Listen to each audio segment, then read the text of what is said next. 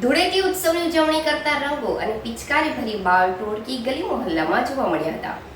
બાળકોથી લઈ વડીલો બધું જ ભૂલી એકમેકને રંગે લગાડતા નજરે પડ્યા હતા. ખાસ કરી બાળકો પાણી અને પિચકારી લઈ દોડાદોડથી વાતાવરણ ગુંજી ઉઠ્યું હતું. શેરવી સમાજ દ્વારા વિશેષ હોળી નિમિત્તે રાજસ્થાનમાં યોજાતા હોળી ડાન્સની ટોળી મેદાનમાં ઉતારી હતી અને જેને પોતાના પારંપરિક નૃત્ય રજૂ કરતા લોકો ઝૂમી ઉઠ્યા હતા. રંગોનો ઉત્સવ એટલે ધૂળેટી પર્વ. અસત્ય પર સત્યનો અને અધર્મ પર ધર્મ તેમજ ભક્તિનો વિજય ઉત્સવ એટલે ધૂળેટી પર્વ.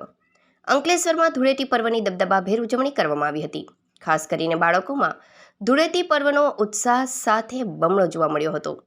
બાળકો પાણી ભરી પિચકારી ફુગ્ગા લઈ રંગટોળી બનાવી એકબીજાને રંગતા જોવા મળ્યા હતા. તો બીજી તરફ બાળકોના નિર્દોષ હાસ્ય સાથે પરિવાર પણ રંગોના તહેવારમાં ઝૂમી ઉઠ્યું હતું અને ધૂળેટી પર્વની પરિવાર સાથે મિત્ર સાથે દબદબાભેર ઉજવણી કરાઈ હતી.